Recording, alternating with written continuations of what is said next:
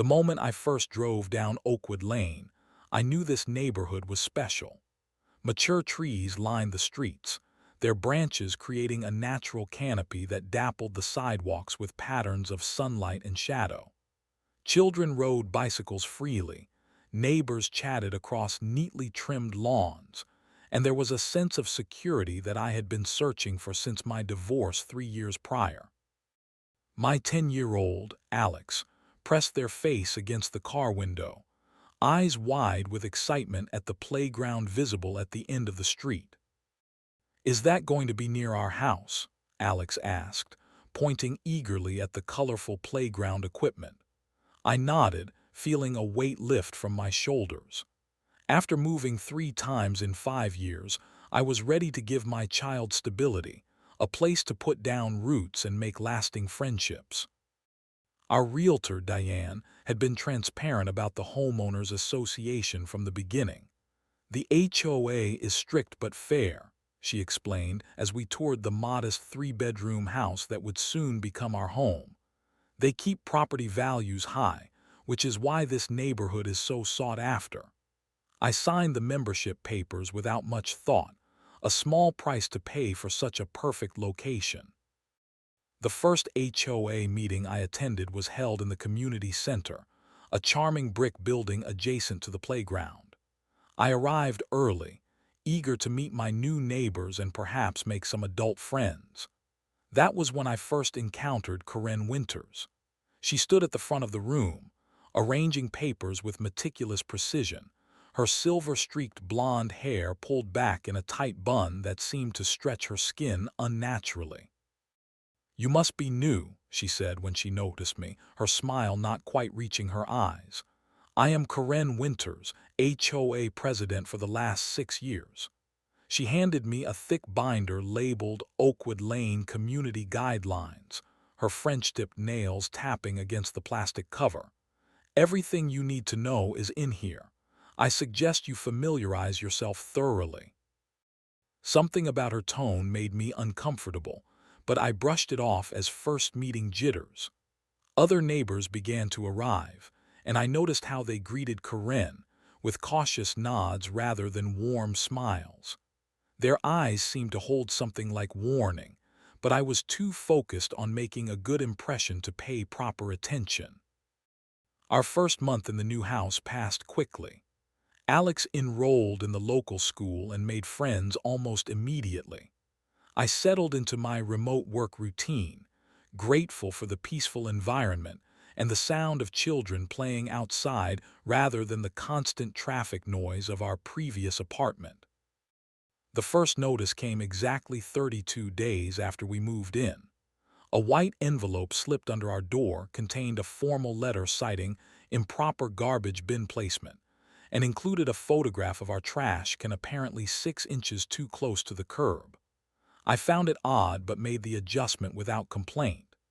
2 weeks later, another notice appeared, this time for unauthorized wind chimes exceeding noise limitations. "They are just routine notices," our next-door neighbor Tom assured me when he saw me removing the wind chimes from our porch. "Karen sends them to everyone. Kind of a welcome package, Oakwood style." He laughed, but there was an undercurrent of resignation in his voice. I should have recognized it as a warning, but at the time, I was still enchanted by our new beginning. The notices seemed a small annoyance in exchange for watching Alex play freely in a safe neighborhood, making memories I hoped would last a lifetime. By our 3rd month in Oakwood Lane, the pattern became impossible to ignore. What had begun as occasional notices escalated into a weekly occurrence. I received citations for grass that was a 1/4 inch too tall, for leaving a garden hose visible from the street, and even for the color of our mailbox, which was the original one that came with the house. Each notice bore the same signature, Karen Winters, HOA president. One evening, while Alex completed homework at the kitchen table, I spotted Karen through our front window. She stood on our lawn with a measuring tape and a camera, methodically documenting some invisible infraction. Her face showed no emotion as she snapped photos of our front porch, where I had placed a small ceramic frog, a gift from Alex for Mother's Day. The next morning, a notice appeared citing unauthorized lawn ornaments inconsistent with neighborhood aesthetic standards. "Mom, why is that lady always looking at our house?" Alex asked one afternoon, peering through the blinds as Corinne made yet another inspection pass.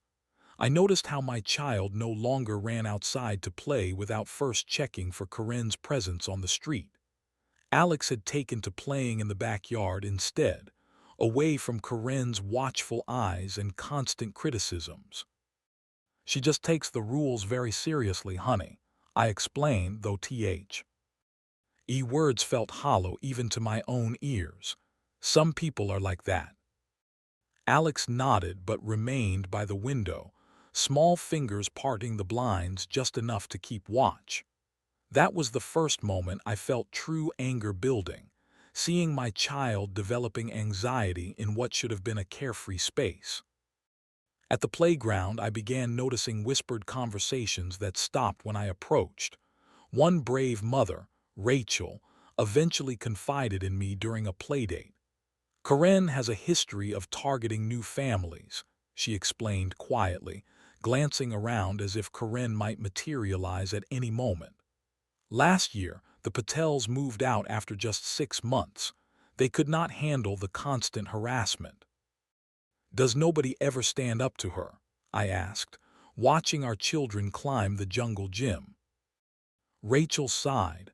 "Mark Davis tried last year, questioned her about selective enforcement at a meeting. The next day, he found his car tires slashed. No proof it was her, of course, but—" She shrugged, the implication clear. I decided to take the diplomatic approach. I sent a formal email requesting a meeting with Corinne to discuss the notices.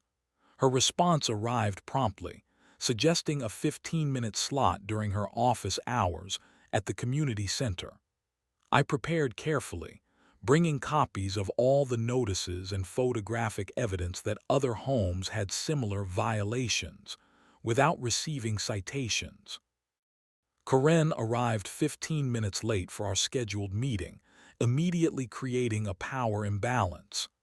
"I can only give you 10 minutes now," she announced without apology, checking her watch with exaggerated concern. When I presented my evidence of selective enforcement, her face hardened. "Perhaps instead of documenting other properties, you should focus on bringing your own into compliance," she suggested, her voice dripping with condescension.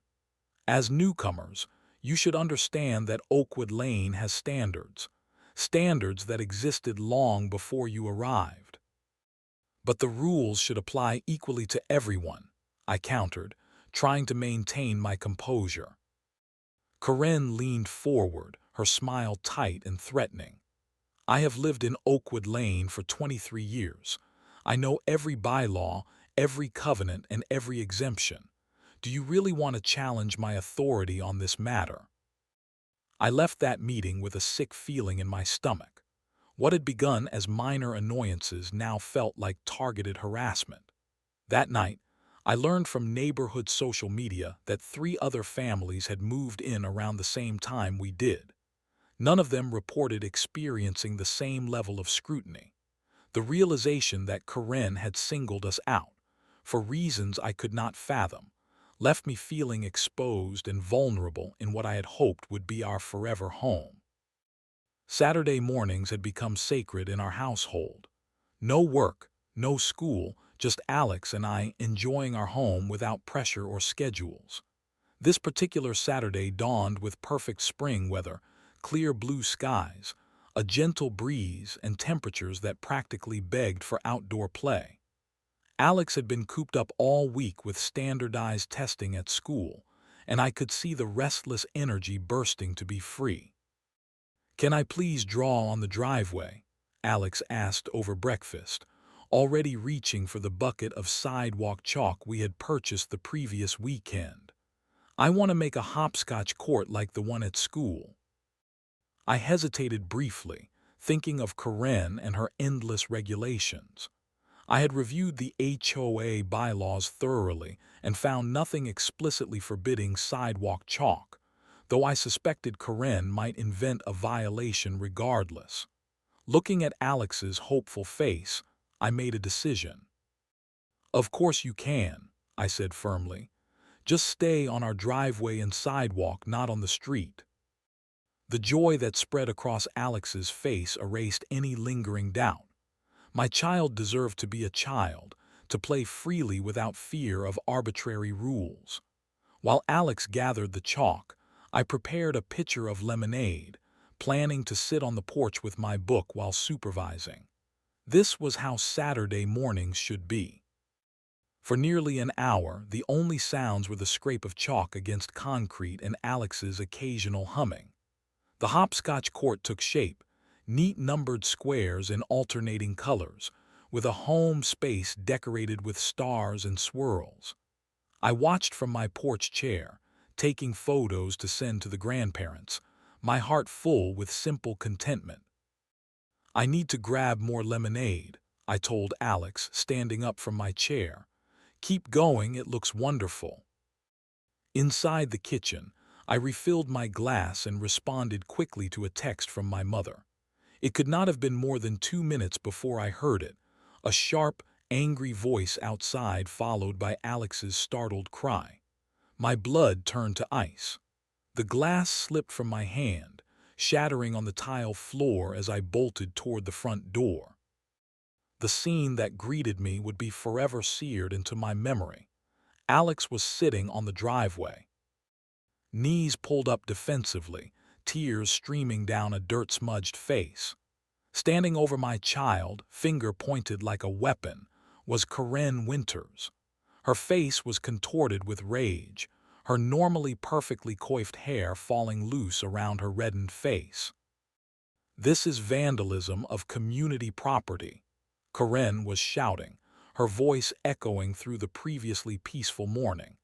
"How many times must I explain that this neighborhood has standards?" I rushed forward, but before I could reach them, Karen did the unthinkable. As Alex attempted to stand up, Karen grabbed my child's arm, her fingers digging in with visible force. "Do not walk away when I am speaking to you," she hissed, yanking Alex sideways.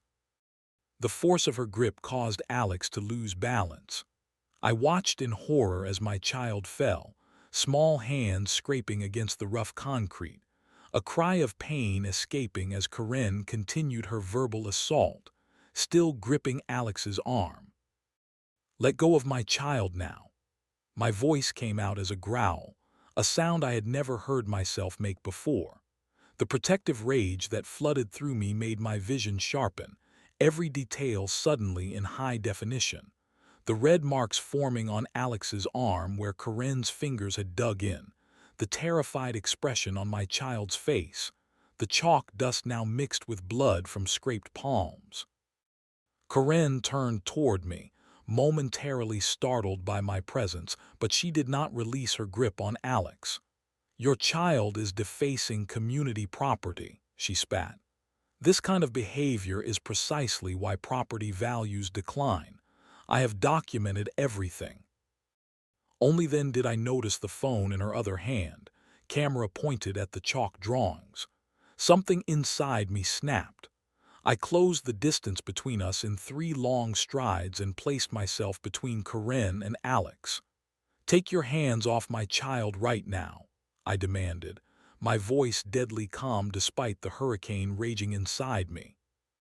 For a moment, Karen seemed taken aback by my intensity. She released Alex's arm but maintained her aggressive stance. "This will result in the maximum fine allowed under Section 7.3 of the community bylaws," she threatened, "plus cleaning costs." I ignored her completely, kneeling to check on Alex. "Are you okay? Did she hurt you?" I asked softly, examining the red marks that were already darkening into what would become bruises. Alex's lips trembled, eyes wide with shock and fear. "She said I was a criminal, Mom. She grabbed me really hard." I helped Alex stand, keeping my body as a shield between my child and Karen, who continued her tirade about community standards and property values. With my arm around Alex's shoulders, I turned to face her directly. The woman who had terrorized our lives for months now seemed smaller somehow, her power diminished by her unconscionable actions. "You have just assaulted a child," I said, each word precise and deliberate. "You put your hands on my 10-year-old and caused physical harm. This is not about chalk or bylaws anymore." Karen's face flickered with something, perhaps the first inkling that she had crossed a line from which there was no return, but her pride quickly reasserted itself. "I did no such thing. The child fell, and regardless, you are in violation of—" "Save it," I cut her off, pulling out my own phone. "Alex, go inside and wash your hands. I need to take some pictures of your arm first." As I documented the finger-shaped marks on my child's arm, the scraped palms, and the chalk drawing that had somehow triggered such rage, one thought crystallized in my mind with perfect clarity. This would be the last time Karen Winters would ever hurt anyone in this neighborhood. Whatever it took, whatever I had to do, her reign of terror was about to end. The next hours passed in a blur of controlled fury and protective action. After sending Alex inside with an ice pack for the bruises, I turned my full attention to Karen, who remained on my driveway, still clutching her phone and threatening fines. "You need to leave my property immediately," I stated, my voice steady despite the adrenaline coursing through my veins. "The police are on their way." Karen scoffed, tossing her hair back with practiced indignation. "The police? Do not be ridiculous. This is an HOA matter." "Assault is not an HOA matter," I replied, holding up my phone to show her that I was, indeed, connected to the 911 dispatcher. "It is a criminal matter." For the first time since I had known her, uncertainty flashed across Karen's face. She glanced around, perhaps noticing for the first time that several neighbors had emerged from their homes, drawn by the commotion. Curtains twitched in windows up and down the street. Witnesses. "You are overreacting," Karen said, her voice losing some of its edge. "The child was vandalizing community property. I was simply enforcing the rules. By physically grabbing a minor, by causing these." I showed her the photos I had taken of Alex's arm where 5 distinct fingerprint bruises were forming. "Please explain to the responding officers how this constitutes enforcing the rules." Karen took a step back, her expression hardening into something cold and calculating. "You have no idea who you are dealing with," she hissed, quiet enough that only I could hear. "I built this community. I protect its values. Your word against mine will not go far here." The police arrived within 15 minutes, 2 officers, 1 male and 1 female. They separated us, taking our statements individually. I provided the photographs of Alex's injuries and explained the situation as calmly as I could. From across the lawn, I could see Karen gesturing animatedly, her face arranged in an expression of wounded innocence. Officer Rivera, the female officer, asked to speak with Alex while her partner continued interviewing Karen. I led her inside, my heart breaking as I watched my normally outgoing child shrink against me, suddenly timid and afraid. "Can you tell me what happened today?" Officer Rivera asked gently, kneeling to Alex's level. Alex described the incident in the clear, straightforward manner of children. How the chalk drawing had been coming along, how Karen had appeared suddenly, shouting about rules and vandalism, how she had grabbed and pulled when Alex tried to stand up. "It really hurt," Alex concluded, showing the officer the bruises. "And she called me a criminal, but Mom said chalk washes away with water. How can it be vandalism if it goes away?" The wisdom of a child cutting through the absurdity of the situation. Officer Rivera smiled sympathetically and thanked Alex for being brave. When we stepped back outside, her partner was finishing up with Karen, whose demeanor had transformed completely. She now appeared calm, reasonable, even concerned. "I never intended for the child to fall," I overheard her saying. "I was simply trying to get her attention. These new residents do not understand our community standards." The officers conferred briefly before approaching me. "We are documenting this as a potential assault on a minor," Officer Rivera explained. "Based on the visible injuries and witness statements, there is enough to proceed if you wish to press charges." "Yes," I replied without hesitation. "I want to press charges." Karen's mask of reasonableness slipped, her face contorting with indignation. "This is absurd. I have been HOA president for 6 years. I am a respected member of this community." The officers remained professional as they explained the process to both of us. Karen would not be arrested today, but a formal complaint would be filed, and the district attorney would determine whether to pursue charges. In the meantime, they strongly advised Karen to have no contact with either Alex or me. After the police left, I took Alex to the urgent care center for proper documentation of the injuries.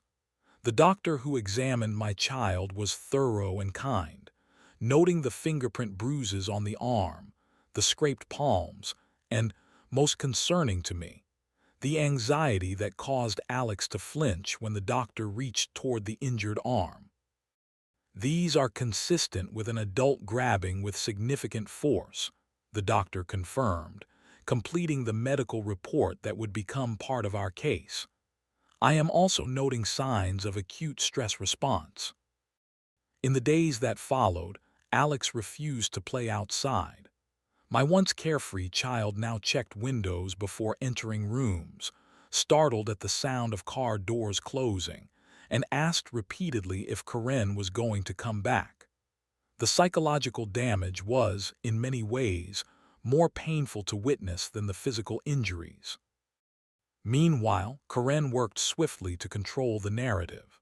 Through the neighborhood grapevine, I learned she had called an emergency HOA board meeting where she described me as an unstable, litigious troublemaker who was exploiting an accidental fall to attack the HOA's authority.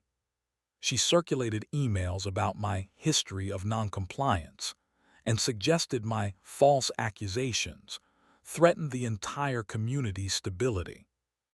The strategy worked with some neighbors. People who had smiled and waved now crossed the street to avoid interaction. Invitations to neighborhood functions mysteriously stopped arriving. Alex noticed that certain children no longer came over to play, their parents finding transparent excuses to keep them away. "Why do they believe her instead of us?" Alex asked one evening, watching from the window as former playmates rode bikes past our house without stopping. "They know I am not lying." I pulled my child close, fighting back tears of frustration. "Sometimes people find it easier to believe a confident lie than a difficult truth," I explained. "But the truth always comes out eventually. We just need to be patient and brave." Privately, though, I wondered if patience was enough. Karen's influence in the neighborhood ran deep, her control over the narrative almost complete. If we were to find justice, if Alex was ever to feel safe in our home again, I would need to do more than wait for the truth to emerge on its own. I would need to force it into the light. 3 sleepless nights after the incident, I reached a breaking point. The sight of Alex checking locks repeatedly before bedtime, the whispered questions about whether Karen could get into our house, it was unbearable. The police case was proceeding slowly, and the HOA board had closed ranks around Karen, issuing a statement that regretted any misunderstandings but stood by their president.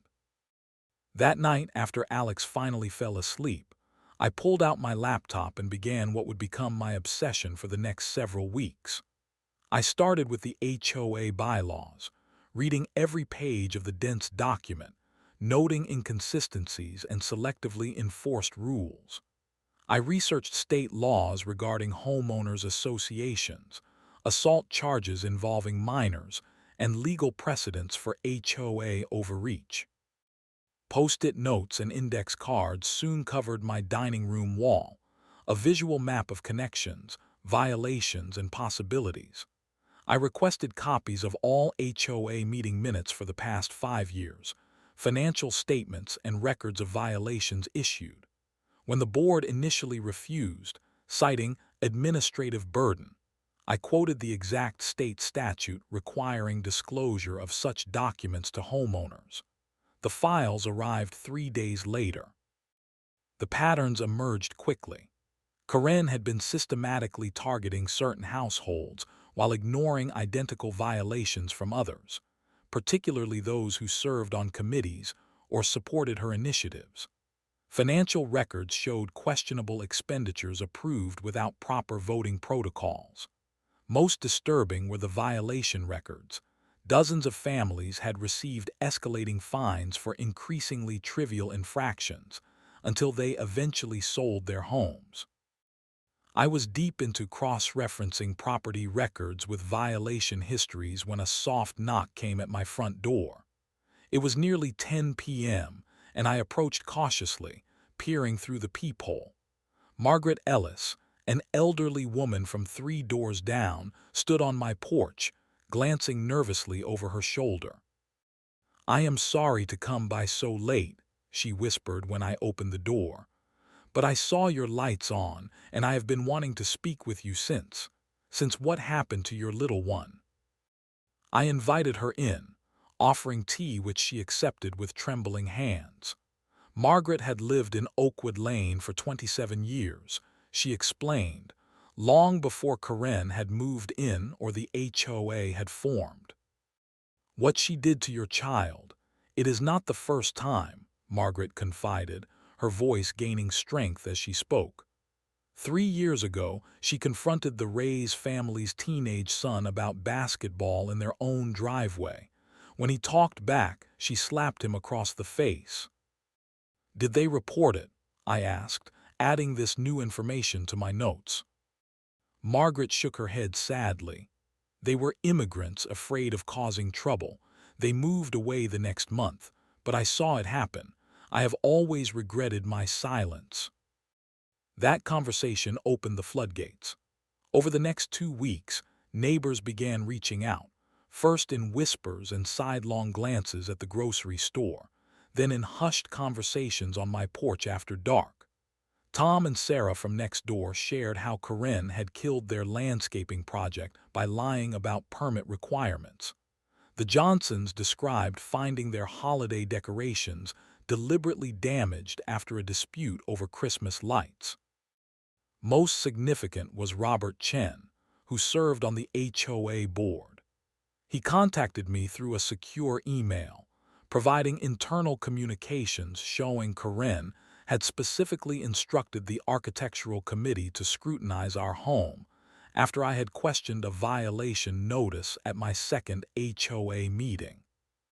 "I cannot publicly support you," Robert wrote, "but I can provide documentation.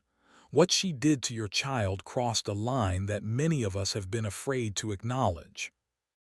I installed security cameras covering every angle of our property, documenting Karen's drive-bys and her photographs of our home. I created a secure online folder where neighbors could anonymously upload their own evidence, photographs, emails, violation notices with inconsistent enforcement. The file grew larger each day. The breakthrough came when I discovered Karen did not actually own her home in Oakwood Lane. Property records revealed she was renting from her cousin, a clear violation of HOA Bylaw 12.4, which required owner occupancy for anyone serving on the board. Further digging uncovered that she had concealed this fact when running for HOA president, effectively invalidating her entire presidency. I met secretly with 5 different neighbors who had experienced the worst of Karen's tyranny. We gathered in my dining room, chairs pulled close as we developed a multi-pronged strategy. We would need legal representation, media attention if necessary, and, most crucially, a unified front at the emergency HOA meeting I planned to call. "She will fight back," warned James, whose small business had suffered after Karen spread rumors about code violations. "She has built her entire identity around controlling this neighborhood." "Let her fight," I replied, thinking of the fear in Alex's eyes, the bruises that had only recently faded. "We have something she does not." "What is that?" asked Margaret, who had become my strongest ally. I pointed to the wall of evidence we had compiled, the documented violations, the witness statements, the photographs, the legal inconsistencies. The truth, and for once she cannot intimidate it into silence. That night after everyone left, I sat alone in my evidence-covered dining room, reviewing our strategy one final time. My fingers traced over a photograph of Alex's bruised arm, and I made a silent promise. This was about more than revenge. It was about justice, about safety, about reclaiming our home and community from someone who had weaponized power against the vulnerable. Karen Winters had ruled through fear for too long. It was time she experienced some fear of her own. The day of the emergency HOA meeting arrived with an electricity in the air that seemed to charge every interaction. I had spent the previous week ensuring maximum attendance. Anonymous flyers noting critical community issues requiring immediate attention had appeared on every doorstep. The small conference room at the community center had been reserved for 7 p.m. on a Tuesday, a time selected specifically because Karen taught her weekly yoga class until 6:45, ensuring she would arrive flustered and unprepared. Alex stayed with my parents for the evening. "Are you going to make the mean lady stop?" my child had asked as I dropped them off. The simplicity of the question had strengthened my resolve even further. "Yes," I promised. "After tonight, she will never bother us again." I arrived an hour early with Robert Chen and Margaret Ellis to set up the room. We arranged chairs in a semicircle rather than the usual rows, creating a more intimate environment where neighbors would face each other rather than a podium. The projector was tested, handouts prepared, and most importantly, the 3 people I had asked to attend were shown to their reserved seats. Officer Rivera, who had responded to the original incident, Patricia Waters, our newly retained attorney, and Benjamin Harris, a reporter from the local newspaper who had expressed interest in HOA overreach stories. By 6:55 p.m., the room was filled beyond capacity. Neighbors stood along the walls, many of whom I had never seen at HOA meetings before. Their presence confirmed what I had suspected. Karen's reign of terror had touched far more households than those who had spoken to me directly. At precisely 7 p.m., with no sign of Karen, I called the meeting to order.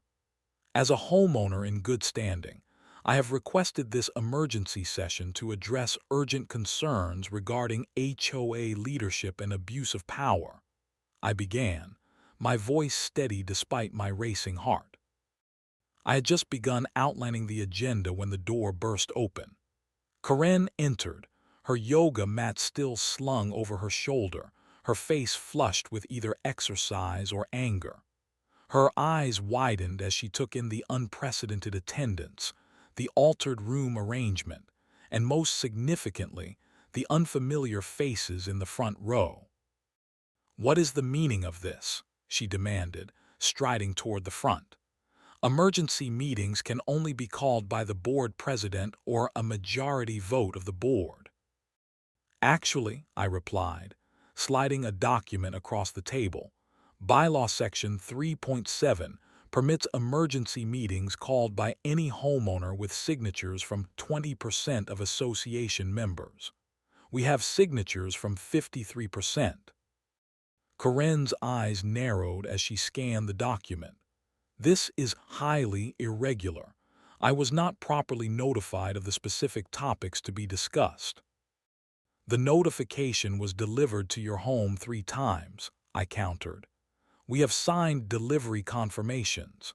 Perhaps you should check with your cousin, since it is his home, not yours. A murmur rippled through the room. The first domino had fallen. That is a private matter unrelated to HOA business, Karen snapped, but I could see the first flicker of uncertainty in her eyes. On the contrary, I continued, nodding to Robert, who pulled up the relevant bylaw on the projector. HOA Bylaw 12.4 explicitly requires board members to be property owners, not renters. You have been serving as president illegitimately for 6 years. The murmuring grew louder. Karen's gaze darted around the room, perhaps seeking allies but finding only curious or hostile eyes. "This meeting is out of order," she declared, reaching for her gavel. "The floor has not recognized you, Ms. Winters," Patricia Waters interjected, standing to introduce herself as legal counsel for concerned Oakwood Lane residents. "And the evidence of your ineligibility to serve. You have no standing to make procedural rulings." For the next 40 minutes, we methodically presented our case. Robert Chen detailed the financial irregularities.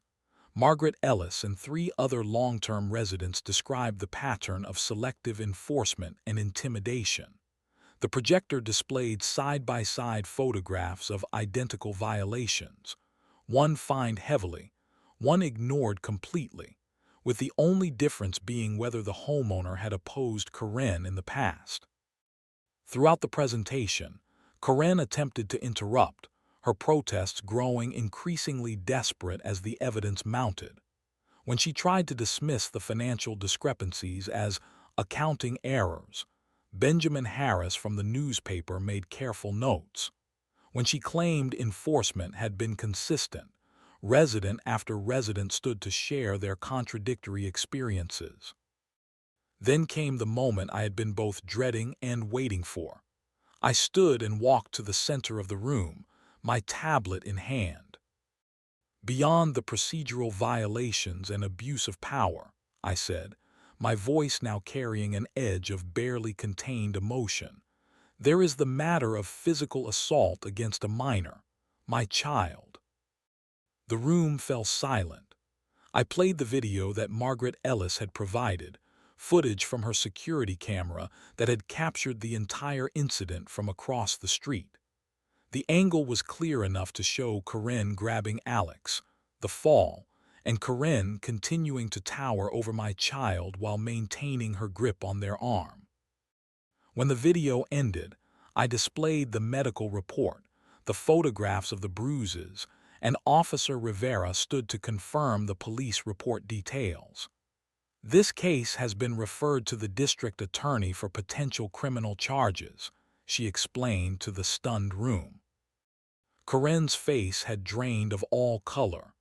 I did not.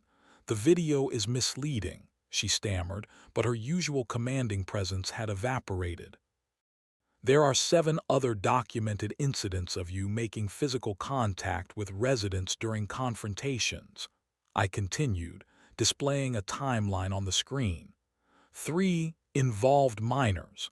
We have statements from 6 of the families involved." Karen looked around the room wildly, perhaps only now realizing that the community she thought she controlled had united against her. "This is a conspiracy," she accused, her voice rising. "You have all been plotting against me while I have worked tirelessly to protect our property values." Her outburst hung in the air, met with cold silence. In that moment, her power visibly collapsed. The intimidating figure who had terrorized the neighborhood for years was revealed as nothing more than an insecure bully whose weapons had been stripped away. The board will now vote on the motion to remove Karen Winters from her position, effective immediately, Robert Chen announced, calling the remaining board members forward. "You cannot do this," Karen shouted, her composure completely shattered. "I built this community, I protected it. Without me, everything will fall apart." As the unanimous vote was recorded, Karen's shouting devolved into incoherent protests. She pointed at me, at Robert, at various neighbors, making threats about lawsuits and ruined reputations. When Officer Rivera approached to suggest she calm down, Karen backed away, stumbling over a chair. "Please," she said, her voice suddenly small as the reality of her situation dawned on her. "Please, you do not understand. This position is all I have." The woman who had stood tall while terrorizing a 10-year-old was now literally on her knees in the middle of the community center, tears streaming down her face, mascara creating dark rivers on her flushed cheeks. "I am sorry," she whispered, looking directly at me.